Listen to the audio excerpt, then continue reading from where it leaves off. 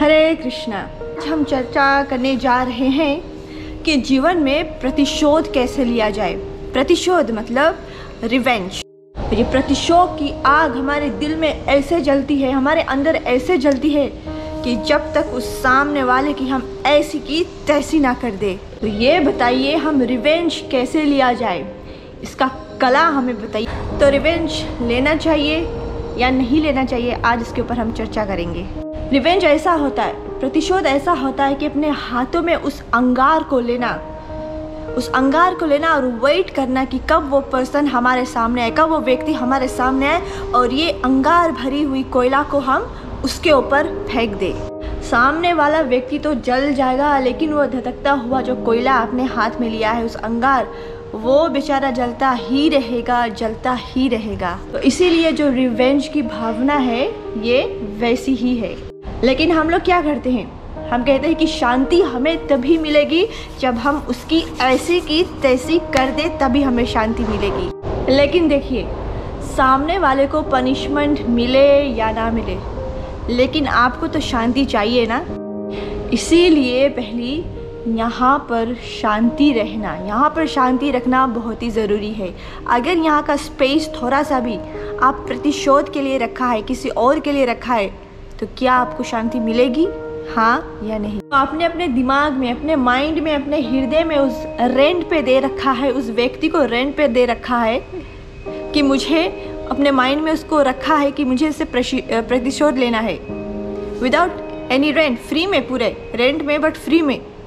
तो आप पूछिए अपने आप से, उस व्यक्ति को आप दिन भर सोचते हैं कि मुझसे इससे रिवेंज लेना है, तो आपको ज़्यादा दुख पहुंचती है, आपको तकलीफ़ होती है, या उस व्यक्ति को जो फ्री में यहाँ आपका रह रहा है, आपने जगह जो बना कर रखी है उसके लिए। इसीलिए बताया गया है कि जो रिवेंज लेना चाहता है वो अपने लिए 2 कब्र जो है ये खोद के रखा है। सामने वाले की कब्र तो बाद में खोदता है, पहले वो अपने आप का जो कब्र है ये खोद कर रखा है उन्होंने। तो वास्तव में ये रिवेंज लेने का जो भावना अंदर रहती है, ये ऐसी भावना है जो मनुष्य को बहुत दुख तकलीफ देती। जैसे आप देखिए एक बिच्छू को, स्कॉर्पियन, ये जब आग में जलने लगता है तो क्या करता है, अपने आप को खुद डंग ले लेता है और मर जाता है। आग में तो बाद में जलता है बिच्छू, लेकिन अपने आप को डंग मारने से पहले ही मर जाता है।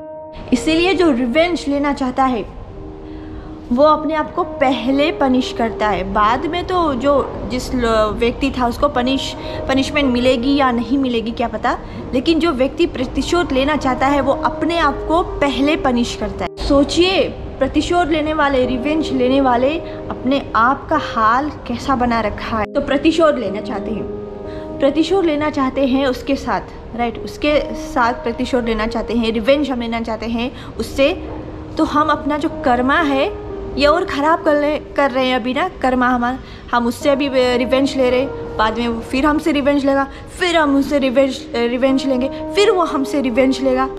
बस ऐसे जब चलता रहेगा, रिवेंज चलता रहेगा, तो जो व्यक्ति है अपने माइंड को, अपने मन को इतना कॉम्प्लिकेटेड कर देता है, और जिसके लाइफ कॉम्प्लिकेटेड रहता है, रिवेंज भरा रहता है, वो अपने जीवन में कभी भी खुश नहीं रह सकता। तो इसीलिए प्रतिशोध लेना, रिवेंज लेना ये अच्छी बात नहीं है। इसीलिए रिवेंज लेने का सबसे बेहतर, सबसे बेस्ट तरीका क्या है पता है, उस व्यक्ति को माफ़ कर देना।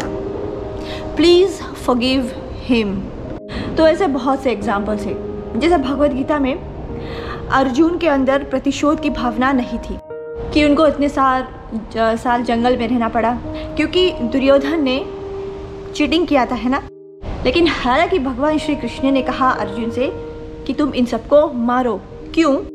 क्योंकि भगवान श्री कृष्ण अपने प्रति अपराध को तो उसे क्षमा कर देते हैं, लेकिन अपने भक्तों के प्रति कोई उनके भक्त को नुकसान पहुंचाए तो उसे क्षमा नहीं करते हैं भगवान श्री कृष्ण, कि कोई भी उनके भक्तों को किसी भी तरह से क्षति पहुंचाए या चीट करे। लेकिन अर्जुन के अंदर रिवेंज की भावना नहीं थी। तो इस प्रकार से कई और भी उदाहरण आते हैं। तो एक दिन बहुत ही महान आचार्य था, उसका नाम आचार्य हरिदास ठाकुर जी। तो उस समय के जो काजी थे, राजा थे, वो एक मुसलमान थे और उनको वो राजा को ये बिल्कुल पसंद नहीं था। ये जो हरिदास ठाकुर है, ये मुस्लिम हो के भी जो पहले अब जाकर जो भक्त बने हुए हैं, ये हरे कृष्ण का महामंत्र का जाप कर रहे थे। मुस्लिम थे लेकिन हरे कृष्ण का महामंत्र का जाप कर रहे थे और राजा को ये बिल्कुल पसंद नहीं था।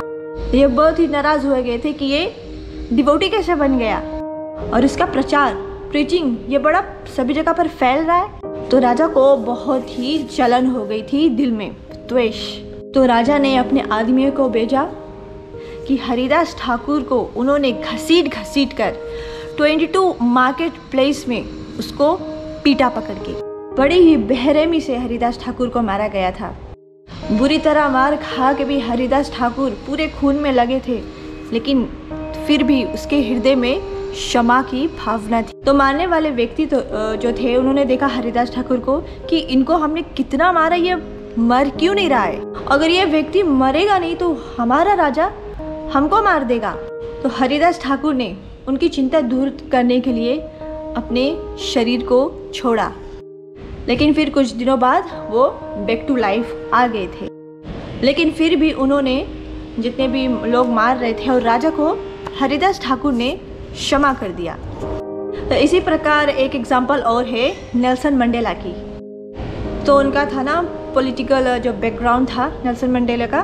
तो 1994 में जब आज़ादी के बाद उनका ओथ सेरेमनी जो था ये दिलाई गई थी, तो नेल्सन मंडेला ने क्या किया, उन सभी लोगों को इनवाइट किया जिन्होंने एक समय उनको जेल में रखकर खूब पकड़ के मारा था। तो सभी लोग आए थे ओथ सेरेमनी में। तो सभी लोगों ने नेल्सन मंडेला को, जिन्होंने पीटा था जेल में एक समय, तो उन्होंने नेल्सन मंडेला से पूछा कि आपने हमें इनविटेशन क्यों दिया था, लेकिन हमने आपको तो जेल में रखे हुए थे और हमने आपको बहुत ही बुरी तरह से मारा भी था। नेल्सन मंडेला ने कहा कि क्योंकि मेरे हृदय में फॉरगिवनेस है।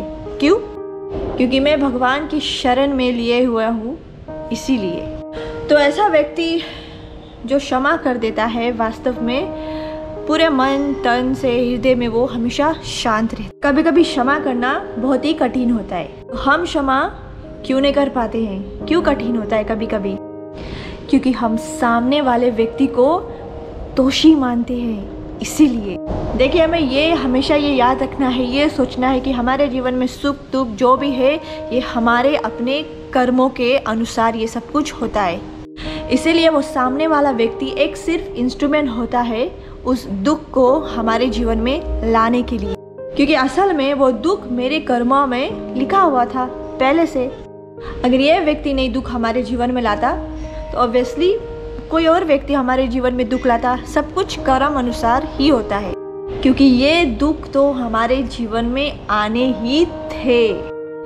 इसीलिए हमारे जीवन में जो भी कुछ दुख है उसे अपने कर्मों का फल मानते हुए और उस सामने वाले को उस कर्मों का इंस्ट्रूमेंट मानते हुए कि ये नहीं होता तो कोई और होता, अगर वो नहीं होता तो कोई और होता दुख लाने के लिए, लेकिन दुख तो आने ही थे, ये मानते हुए हमने अपने आप को शांत कर सकते हैं और सामने वाले को माफ़ कर सकते हैं। कि सामने वाले व्यक्ति को माफ़ करे और कहे कि गलती आपकी नहीं है, गलती तो मेरी ही है कि मेरे कर्म अनुसार मेरे जीवन में दुख तकलीफ आती है। कि आप तो सिर्फ एक इंस्ट्रूमेंट हो जो दुख लाए हो, just an instrument, nothing else. दुख तो मेरे ही थे, इधर से नहीं तो उधर से आ जाते। You are just an instrument, I forgive you. Karma मेरा है, क्योंकि तुम तो एक माध्यम थे उस कर्म को मुझ तक पहुंचाने के लिए। तो इस प्रकार उस प्रतिशोध की भावना, उस रिवेंज की भावना को हम शांत कर सकते हैं और एक शांति में जीवन सभी लोग, हम सब अच्छी तरह से शांति से जी सकते हैं। हरे कृष्णा।